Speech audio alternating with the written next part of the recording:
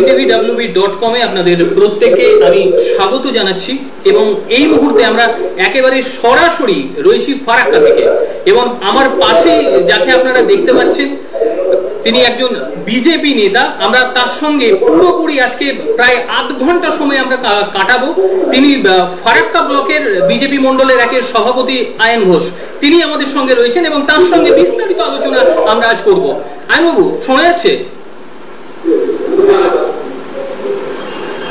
আয়নবাবু, আমার কথা শুনতে পাচ্ছেন? আচ্ছা, আমফান এবং তার সঙ্গে বলা যেতে পারে এই যে করোনা, একটা জোড়া ফালা, এবং এর মধ্যে আপনারা কিভাবে কাজ করলেন নিজের নিজের এলাকায়, একটু বিস্তারিত বলুন।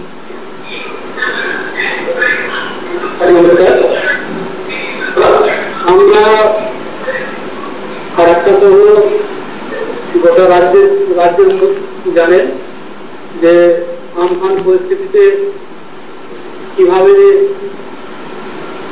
ঘটনা হয়েছে। শাসক দল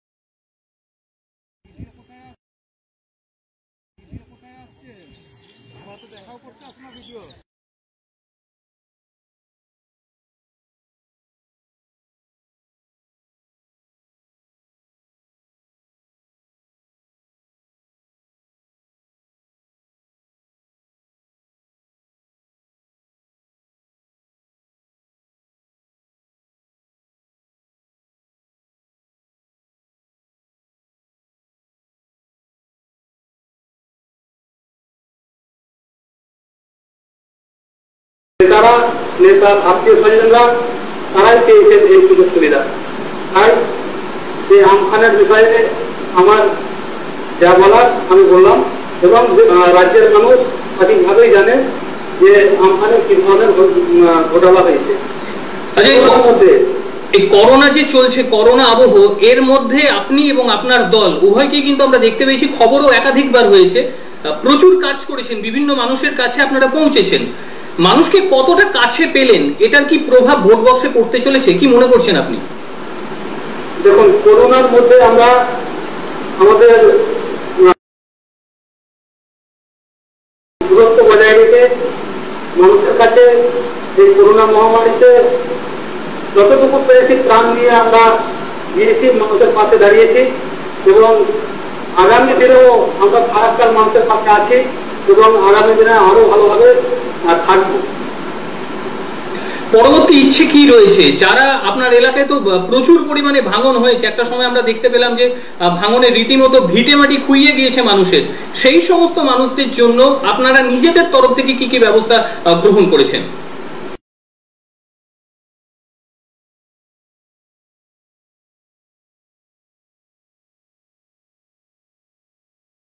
আপনারা আমাদের জানান যে আমাদের এলাকায় বিশেষ করে হোসেনপুর এবং কুলিদিয়ার এই দুটো গ্রামে গঙ্গা ভাঙন শুরু হয়েছে। আমরা ঠিক তারই পরে 15ই আগস্ট আমরা সেই এলাকা যাই, পরিদর্শন করে আসি এবং আমরা তারপর ঊর্ধ্বতন কর্তৃপক্ষের সঙ্গে আমরা কথা বলি। কথা বলার পর আমরা তারপরে আমাদের এমপি, আমাদের রাজ্যের সহসভাপতি, সবাই আমরা একসঙ্গে সেই এলাকা যাই এবং এলাকার মানুষকে আশ্বস্ত করে আসি যে আমরা যত তাড়াতাড়ি হয় এই গঙ্গা ভাঙনের সুবিচার যাতে হয় এবং পার্মানেন্ট যাতে সলভ হয়। এবং আমাদের এটাও দাবি ছিল যে এই গঙ্গা ভাঙন যারা কবলিত এলাকায় রয়েছে, গঙ্গার গর্ভে যারা রয়েছে, তাদের পুনর্বাসনের দাবিও আমরা রেখেছি। আচ্ছা, এই এখন যা পরিস্থিতি চলছে, পুরো বিষয় নিয়ে আপনি দেখলেন নবান্ন অভিযানে গেল বিজেপি এবং সেখানেও পুলিশ আপনাদের উপর হামলা করলো। এই যে পুরো বিষয়, এই নিয়ে জেলাতে কি রকম পরিস্থিতি তৈরি হয়েছে এবং সেই পরিস্থিতি মোকাবেলায় আপনারা কি কি ব্যবস্থা গ্রহণ করছেন? দেখুন, নবান্ন অভিযানে আমরা শান্তিপূর্ণ আমাদের মিছিল যাচ্ছিল 7 দফা দাবি নিয়ে। সেখানে শাসক দলের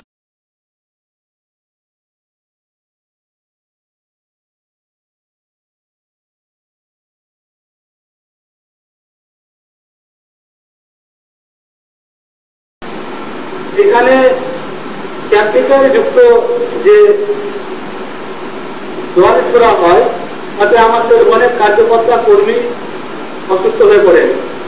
তার তীব্র বিরোধিতা করি আমরা, যেটা আমাদের দেশে জম্মু কাশ্মীর ছাড়া দেখা যায় না। সেখানে পশ্চিমবাংলার বুকে সর্বভারতীয় দল রাজনৈতিক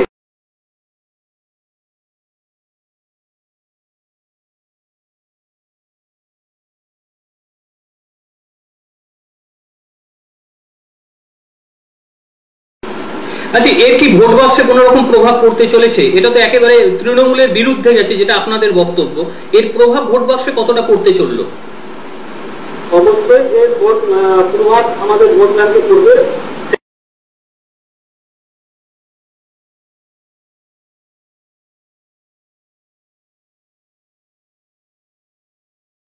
এবং আজকেই যেটা আমরা দেখতে পেয়েছি, দক্ষিণের আপনাদের যিনি সভাপতি রয়েছে গৌরীশঙ্কর ঘোষ, তার গাড়িতেও আজকে বোমা হামলা হয়েছে। অর্থাৎ জেলা জুড়ে যে হামলা সেটা কিন্তু চলছে।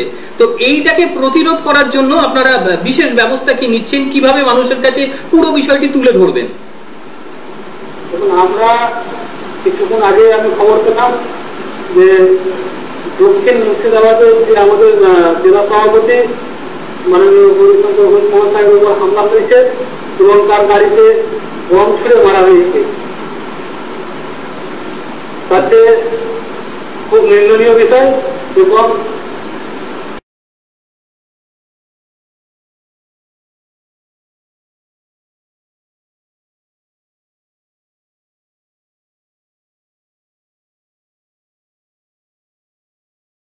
এই দাবি আমরা রাখবো। রাজ্যে আইন শৃঙ্খলা ভেঙে পড়েছে। রাজ্যে আইন শৃঙ্খলা বলে কোনো জিনিস নাই। তাই আজকে এমএলএ থেকে শুরু করে এমপি থেকে শুরু করে রাজনৈতিক দলের নেতৃত্বের উপরে হামলা, একের পর হামলা হচ্ছে। তাহলে আপনারাই বলুন, সাধারণ মানুষের সুরক্ষিত কোথায়? তাদের সুরক্ষা কোথায়? তাই আমরা এর তীব্র নিন্দা করি, যে রাজ্য সরকারের কাছে দাবি করি যে এই বম ছোড়া হলো বা আমাদের জেলা সভাপতির গাড়ি ভাঙচুর করা হলো তার সঠিক এই দাবি আমরা রাখছি। আইনবাবু, এবারে আপনার এলাকার কিছু প্রসঙ্গ আমরা আসি, যে আপনার এলাকায় এই মুহূর্তে সমস্যা কি কি রয়েছে যেগুলো আপনারা ক্ষমতায় গেলে সমাধান করতে চাইছেন? কি কি সমস্যা রয়েছে আপনার এলাকায়? দেখুন, আমাদের এলাকায় ফারাক্কায় যেসব সমস্যা রয়েছে সেই সব সমস্যা আমাদের গত দিনগুলিতে সমাধান হয়ে যাওয়া দরকার ছিল। এখানে 25 বছর ধরে 5 বারের বিধায়ক কংগ্রেসের মাননীয় মঞ্জুনাথ মহাশয়, এখানে অনেক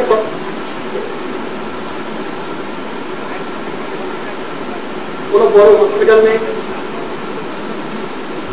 পানীয় জলের ব্যবস্থা নেই, রাস্তাঘাটের ব্যবস্থা সঠিক নেই এবং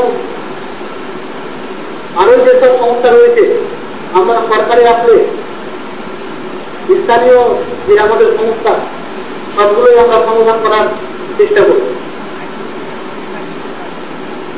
এবং এরই মধ্যে আপনার তো গঙ্গা ভবন একটা বড় সমস্যা দেখতে পাওয়া যাচ্ছে, যে এত প্রচুর মানুষজন যারা একেবারে গৃহহারা হয়ে গিয়েছে, তো তাদের পুনর্বাসনের জন্য আপনার যে রুলিং রয়েছে তারা মূলত কি ব্যবস্থা গ্রহণ করছে? তাদের কাছে কি আপনি যথেষ্ট খুশি শাসক দলের কাছে? না, আমরা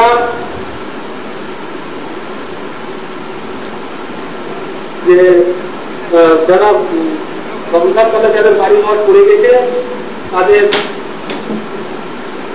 যে সমস্যা, সেই সমস্যায় আমরা শাসক দলের কাছেও আমরা বলেছিলাম, একাধিকবার বলেছি, তারপরে কোনো সুফল বেরিয়ে আসেনি। তাই শাসক দলের যে কাছে আমরা বলেছি তার ফলে আমরা সুবিধা পাইনি এখনো সাধারণ মানুষ, আমরাও তার জন্য খুশি নই। রাস্তাঘাট, পানীয় জল, এই যে একটা প্রাথমিক যে বিষয় থাকে, সেটা কি শাসক দল আদেতেও আপনার এলাকায় দিচ্ছে?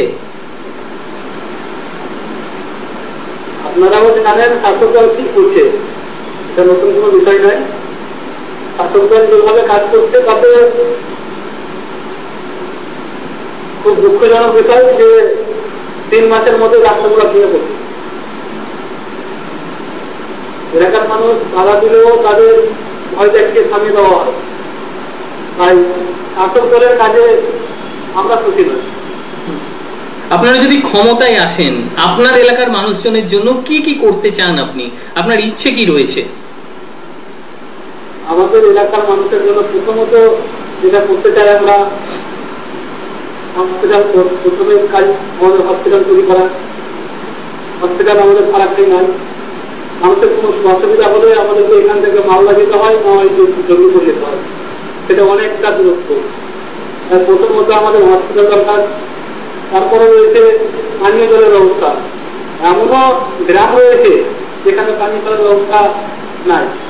তাই আমরা পানীয় জলের ব্যবস্থা এবং রাস্তাঘাটের যে অবস্থা, সেই সব কাজগুলো আমরা সরকারি আসলে করি।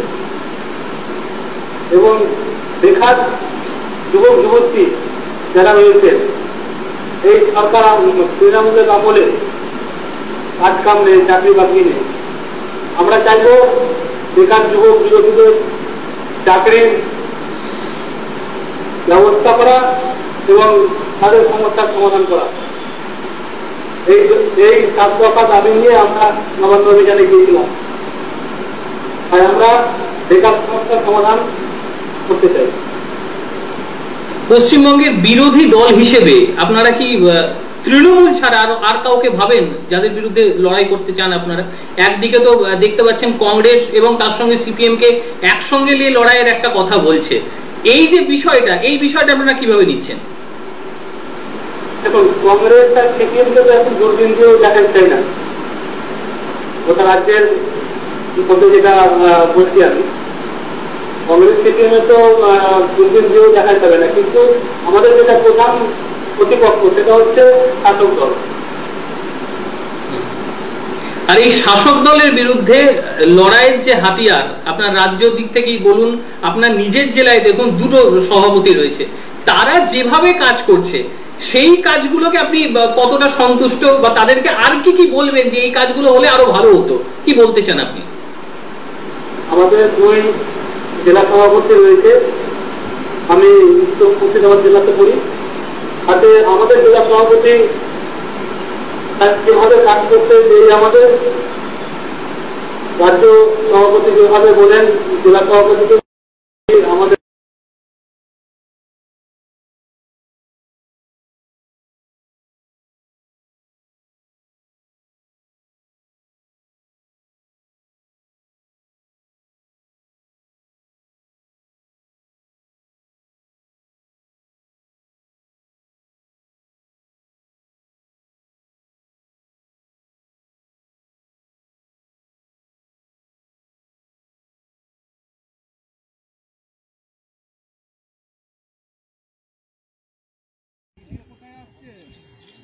দেখাও করতে আপনার ভিডিও,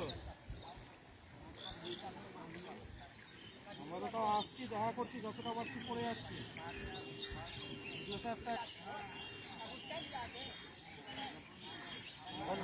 ঘট আসবে ময়না গড়ি দিবে। কাজ করতে গেলে সবই কাজ করতে পারবে। আমরাও বড় লোক না, যার জন্য আমরাও আপনাদের ব্যথাটা বুঝি।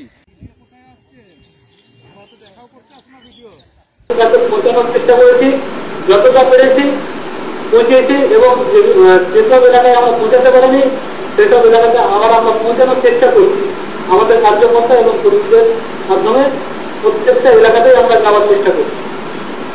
সামগ্রিকভাবে এই যে আগামী নির্বাচন, এই নির্বাচনের ক্ষেত্রে বাধা স্বরূপ কি কি আসতে পারে আপনাদের কি মনে হয়? কতটা লড়াই সামনে রয়েছে? দেখুন, নির্বাচনের আগে যে শাসক দল আর যে পাঁচ বাহিনী, গুন্ডা বাহিনী এবং প্রশাসন, এগুলোকে তো তারা ব্যবহার করবে। তার সত্ত্বেও আমরা ভারতীয় জনতা পার্টি করি, আমরা যেগুলো ভয় করি না। কোথায় কে চলো, কোথায় কে চলো না, কোথায় মার খেলাম, কোথায় মার খেলাম না, এগুলো ভেবে আমরা রাজনীতি করি না। আমাদের যেটা কাজ, আমরা সেভাবে কাজ করে যাবো, তাতে যতই বাধা আসুক, যতই বিঘ্ন আসুক। সামনেই তো আপনার পৌরসভা নির্বাচন এবং তারপরেই বিধানসভা নির্বাচন হবে। কি হতে পারে সামগ্রিক কেন্দ্র বাহিনী আসার সম্ভাবনা বা আদার্স কি, মানে কি মনে হচ্ছে আপনাদের পুরো বিষয়টাকে নিয়ে? দেখুন, রাজ্য পুলিশ দিয়ে, রাজ্য প্রশাসন দিয়ে যদি ভোট হয় তাহলে সেটাকে ভোট বলা যাবে না। এখানে পুরোপুরি ভোট লুট হয়ে যাওয়ার সম্ভাবনা রয়েছে। তাই আমরা একাধিকবার দাবি করেছি যে কোনো ভোটের শেষে সেন্ট্রাল বাহিনীকে দিয়ে ভোট করানো দরকার। মানে সেন্ট্রাল বাহিনী ছাড়া আপনারা বলছেন যে ভালোভাবে ভোট কখনোই সম্ভব নয়? সম্ভব নয়। যোগাযোগ ব্যবস্থার ক্ষেত্রে আপনার এলাকায় পরবর্তীতে যদি আপনারা ক্ষমতায় আসেন, যোগাযোগ ব্যবস্থার ক্ষেত্রে আপনারা কি কি উন্নতি সাধন করতে চাইছেন? কারণ আপনার তো ফারাক্কা ব্যারেজ জ্যামে পড়ে থাকে, এটা গোটা রাজ্যের একটা অভিযোগ যে সব সময় একটা জ্যাম, এবং এই জ্যামকে মুক্তির জন্য নতুন করে ব্রিজেরও করা হয়েছে, তার কাজও শুরু হয়ে গিয়েছে, তবে সেটা ধিমে তলে। এই যে পুরো বিষয়, তাতে ভারতীয় জনতা পার্টি তারা কিভাবে ভাবছে আপনারা যদি ক্ষমতায় আসেন এটা দ্রুত গতিটা কতটা বাড়বে, কি মনে করছেন আপনি? দেখুন, এই নতুন ব্রিজ যেটা কাজ শুরু হয়েছে, সেই কাজ গত 3 মাস ধরে বন্ধ রয়েছে। কারণ জল নদীতে বেড়ে যায়, তার কারণে কাজ এখন বন্ধ আছে। জল দিয়ে চলে যাবে, দুজন পরে আবার কাজ শুরু হবে। আমরা আশা রাখবো যে আমাদের একুশে পর যে আমরা যদি আরো দ্রুত করতে এগোবে। কারণ এই তৃণমূলের বলে আপনারাই জানেন এবং আমরাও জানি যে বিভিন্ন রকম বাধার সম্মুখীন হতে হয় কাজ করতে গিয়ে। আর একটা যেটা বিষয় যে ফারাক্কার সঙ্গে তো আপনাদের রাজনীতি, সেখানকার মানুষ, পরিবেশ অনেক কিছু নির্ভর করে। এখানে এনটিপিসি থেকে শুরু করে আমরা বহু ক্ষেত্রে দেখেছি, তো সেই সমস্ত জায়গায় তো অনেক রকম জিনিস তো হয়ে যাচ্ছে, যেখানে বলে ধরে শ্রমিকদের বিক্ষোভ থেকে শুরু করে পাঁচির দেওয়ানি থেকে শুরু করে প্রত্যেকটি জায়গায় আপনাকে দেখেছি যে সবার আগে এগিয়ে এসে কাজ করতে, মানুষের সঙ্গে কথা বলতে। তো তাদের সঙ্গে কিভাবে আছেন, আর সেই সমস্ত মানুষ অসময়ে আপনাকে পেয়েছে, তাদের উদ্দেশ্যে কি বলবেন আপনারা? দেখুন, আমি আবারও বলি, আমার এলাকায় এনটিপিসি রয়েছেন, আমবুজা রয়েছেন, ফারাক্কা ব্রিজ রয়েছেন, সমস্ত প্রজেক্ট এলাকায় যাদেরই অসুবিধা হয়েছে আমি সবসময় তাদের সাথে রাখি। এনটিপিসিতে যে সমস্ত সুবিধা অসুবিধায় মানুষ করেছে আমি তাদের সাথে আগেও ছিলাম, এখনো আছি, এবং ফারাক্কা ব্রিজের যে সমস্যা, সেই সমস্যা নিয়েও আমি আগেও ছিলাম, এখনো আছি, এবং আগামী দিনেও আমাদের লড়াই চলবে। আচ্ছা, এবারে একদমই কিছু ব্যক্তিগত প্রশ্নের দিকে আসি, কারণ অনেকেই দেখছি পরপর লিখছে যে আপনার কাছে সাহায্য পেয়ে তারা অনেকটাই খুশি, অনেকেই বিভিন্ন রকম ভাবে সাহায্য পেয়েছে। এমনকি এখানেও যেটা দেখতে পাওয়া যাচ্ছে, অনেকেই কিন্তু আমাদের পোর্টালে লিখছে যে তারা বাইরে আটকে গিয়েছিল এবং আপনাকে ফোন করার পরে তাদেরকে আপনারা আনতে পেরেছেন। এই যে বিষয়টা, বহু মানুষকে আপনি হেল্প করেছেন, এই বিষয়টিকে নিয়ে একটু বলুন। যারা বাইরে একেবারে লকডাউনের সময় আটকে গিয়েছিল তাদেরকে কিভাবে আনলেন, তাদের খাওয়া দাওয়ার অ্যারেঞ্জমেন্ট থেকে শুরু করে তাদের গাড়ির অ্যারেঞ্জমেন্ট সবটাই কিন্তু আপনারা করেছেন, কিভাবে সম্ভব হলে কিভাবে পারলেন? দেখুন, আমাদের এলাকার যারা বাইরে আটকে ছিল, এমনকি আমার কাছে মালদারও কিছু শ্রমিক যারা বাইরে ছিল তারাও ফোন করেছিল আমাকে। আমি আমাদের ঊর্ধ্বতম কর্তৃপক্ষের সঙ্গে যোগাযোগ করি। যোগাযোগ করার পর যে এলাকায় আটকে ছিল সেখানে আমাদের কার্যকর্তাদের সঙ্গে যোগাযোগ করে তাদের সমস্ত রকম সহযোগিতা করে তাদেরকে ভালোভাবে বাড়ি পৌঁছে দেওয়ার কাজ আমরা করি। এতে কতটা তৃপ্তি পেলেন আপনারা? পরে তো বহু মানুষের আশীর্বাদ পেয়েছেন, আপনার বাড়িতেও অনেকে এসেছে, তারা দেখা করে গিয়েছে, এবং সকাল হতেই যেটুকু আমাদের কাছে খবর, সকাল হতেই রীতিমতো মানুষের ঢল নেমে যায় বাড়িতে, বিভিন্ন কাজে তারা আপনার কাছে আসে। তো আপনি তো এখন আপনার দল মেন স্ট্রিমে নেই বলা যেতে পারে ওয়েস্ট বেঙ্গলে, তারই মধ্যে এত মানুষ আপনার কাছে আসছে, পরবর্তীতে যদি আপনি ক্ষমতায় আসেন তখন কিভাবে সামলাবেন পুরো বিষয়কে? দেখুন, আমাদের যে কার্যক্রম, সেই কার্যক্রম আমরা পার্টির তরফ থেকে তো আমরা করেই যাই এবং সাধারণ মানুষের সাথে আমরা সবসময় থাকি এবং আগামী দিনগুলিতেও আমরা থাকবো। কারণ সাধারণ মানুষকে নিয়ে আমরা সাধারণ মানুষ ছাড়া নয়, মানুষের কাজ নিয়ে আমাদের কাজ, মানুষের সমস্যা নিয়ে আমাদের সমস্যা, তাই আমরা সবসময় মানুষের সাথে থাকতে চাই।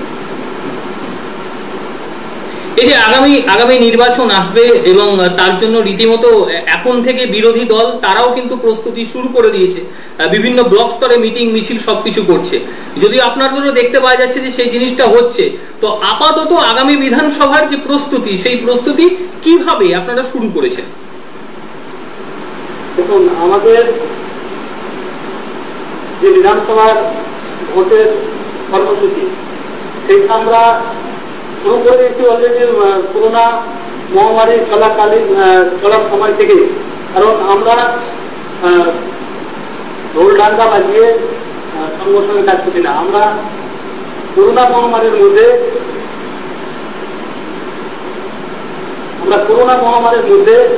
যেভাবে মানুষের পাশে দাঁড়িয়েছি বা বাড়ি বাড়ি গিয়ে রান্নার ব্যবস্থা করে দিয়েছিলাম, সেইভাবে আমাদের প্রতিটা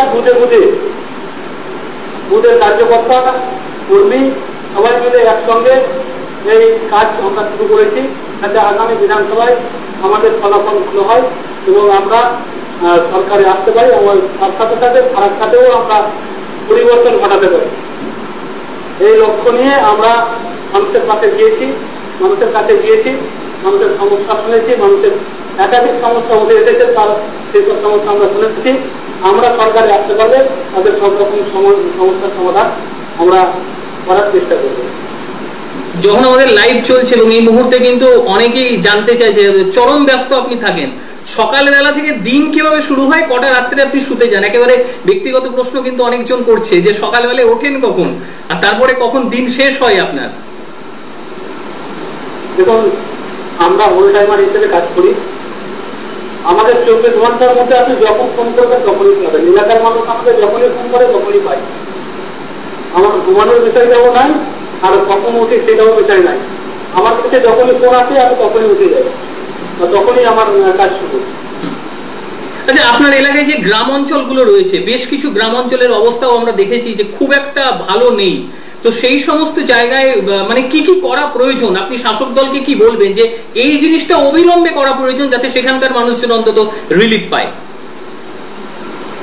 দেখুন, অনেক গ্রাম আছে যেখানে এখনো রাস্তার ব্যবস্থা নেই, অনেক গ্রাম আছে। তো সেই সব গ্রামগুলোর যাতে রাস্তা যোগাযোগ ব্যবস্থাটা যাতে সবসময় ঠিক থাকে, সেই বিষয় নিয়ে আমরা শাসক দলকে বলেছি বা আবারও বলবো, যাতে তাদের রাস্তার সুযোগ সুবিধাটা যাতে ভালো হয়। কারণ মানুষের যোগাযোগ ব্যবস্থা যদি ঠিক না থাকে তাহলে সবকিছুতেই বিপদ আছে। আপনার বিধায়ক যিনি রয়েছেন তিনি একেবারেই দলে নেই, তাদেরও মেন স্ট্রিমে তারাও নেই, তো সেই জায়গা থেকে তিনি কতটা কাজ করতে পারছেন বা তার কাজের যে কি রয়েছে সেই বিষয় নিয়ে আপনারা তাকে কত সহযোগিতা করছেন বা শাসক দলকে আপনারা কতটা সহযোগিতা করছেন কাজের ক্ষেত্রে যাতে মানুষের উপকার হয়, এই বিষয়টা নিয়ে একটু বলুন। দেখুন, ফারাক্কার বিধায়ক কতগুলো কাজ করেছে সেটা তো সাধারণ মানুষ দেখেছে এবং আগামী বিধানসভা ভোটে তার জবাবও দেবে। আর বিধায়কের কাজে আমরা সন্তুষ্ট নয়, কারণ 5 বারের বিধায়ক তার থাকা সত্ত্বেও এলাকায় এখনো কোনো উন্নয়ন হয়নি। তাই বিধায়কের কাজে আমরা সন্তুষ্ট। শাসক দল যে কাজগুলো করে আমরা সবসময় তাদের সহযোগিতা করি, যে এলাকার মানুষের উন্নয়নমূলক কাজের সঙ্গে আমরা সবসময় আছি।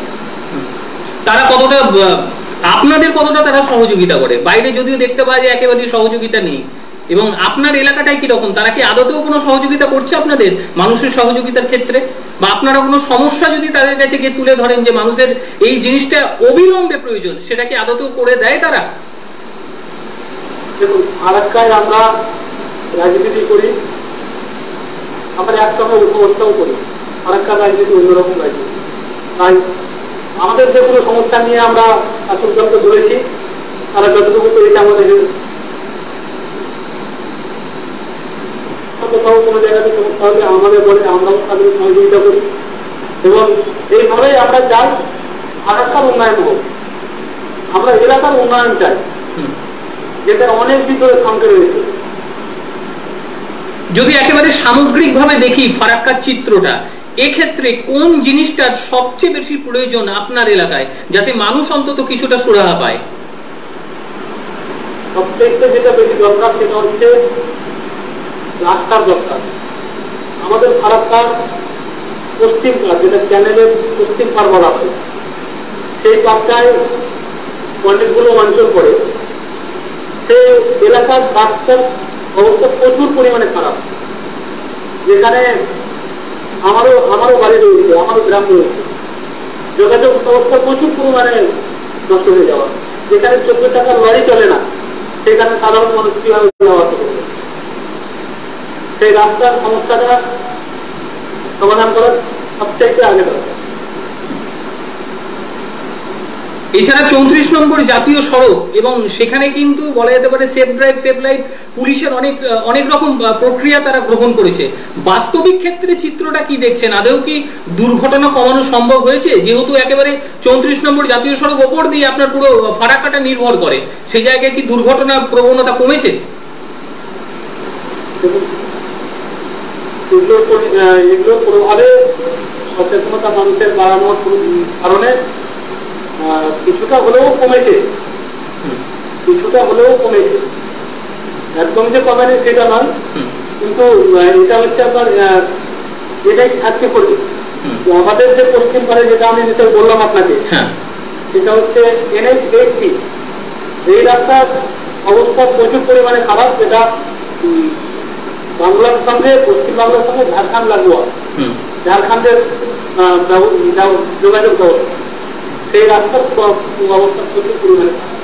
এটা নিয়ে তো আপনিও আন্দোলনে ছিলেন, এর আগেও আমরা খবর দেখেছি, আপনার খবরও করেছি, আপনিও যথেষ্টই আন্দোলন করেছেন। মানুষকে কি সঙ্গে পেয়েছিলেন সেই সময়? অবশ্যই সাথে পেয়েছি, মানুষ আমাদের সাথে আছে, এবং এই রাস্তার যাতে খুব তাড়াতাড়ি ব্যবস্থা নেওয়া হয় সেই বিষয়ে আমরা হাজি সাহেব, বিডিও সাহেব, এসডিও সাহেব এবং ডিএম সাহেবকেও আমরা চিঠি করেছি, যাতে ব্যবস্থা তাড়াতাড়ি নেওয়া হয় এবং এই রাস্তার কাজ তাড়াতাড়ি চালু হয়।